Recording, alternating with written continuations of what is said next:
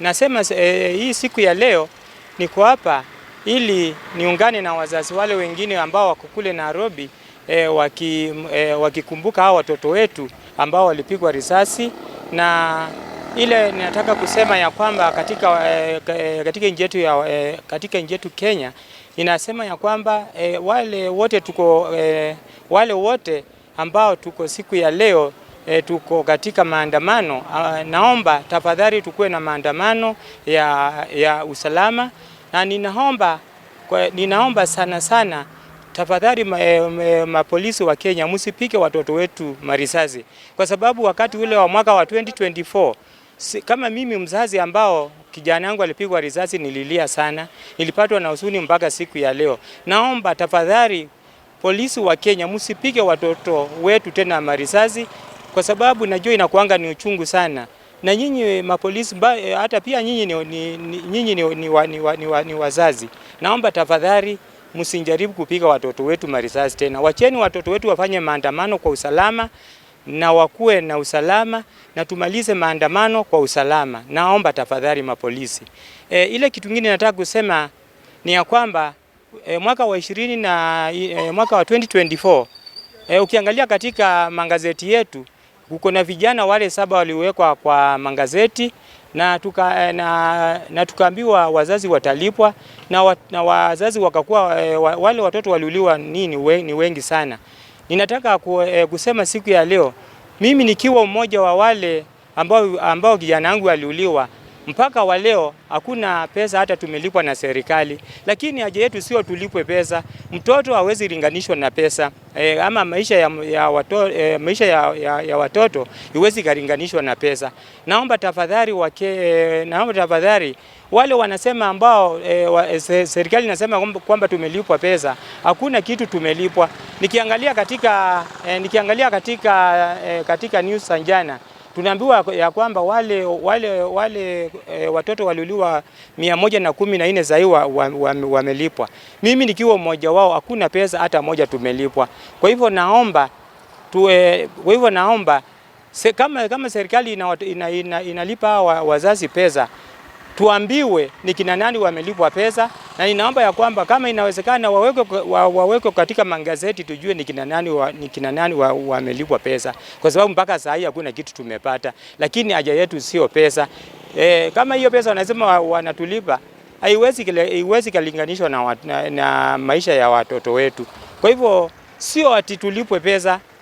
Haja yetu ni kwamba kama Wakenya tumeamka na tunataka kitu fulani ifanywe, serikali tafadhali naomba mkuwe mnatusikiza. Sio kuua ama kusema ati mtalipa watu pesa. Hapana, tunataka haki ipatikane. Tunataka justice. What we need in Kenya is only justice.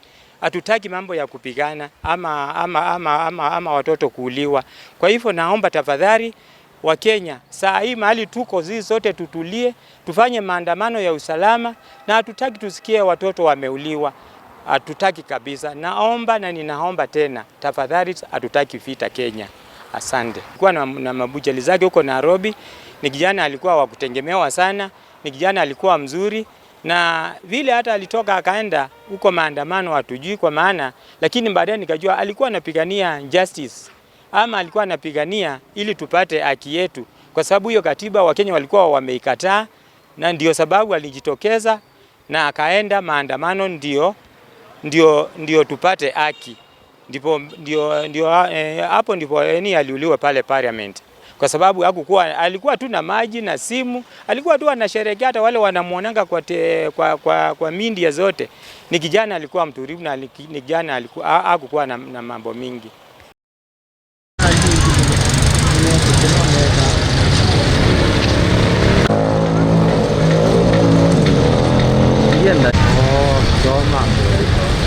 Như gì kìa quỷ thì nó tụi mày kia màu màu lắm mày mà cần lăng người cái cho rầy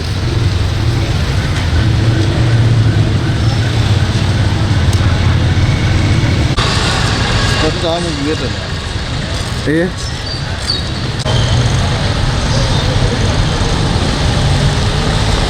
cái gì à Kienda akateshwa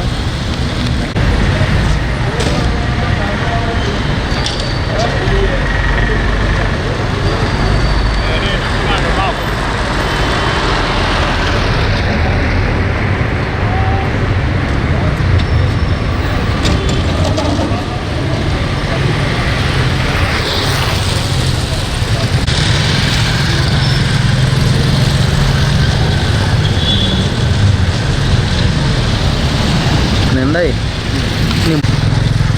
itu Pak Haji itu siapa? untuk kooperatif kubinggir.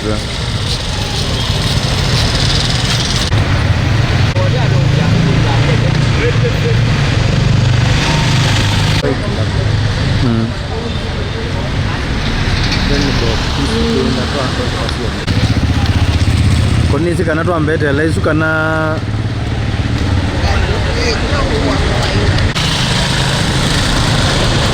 kondisi twikara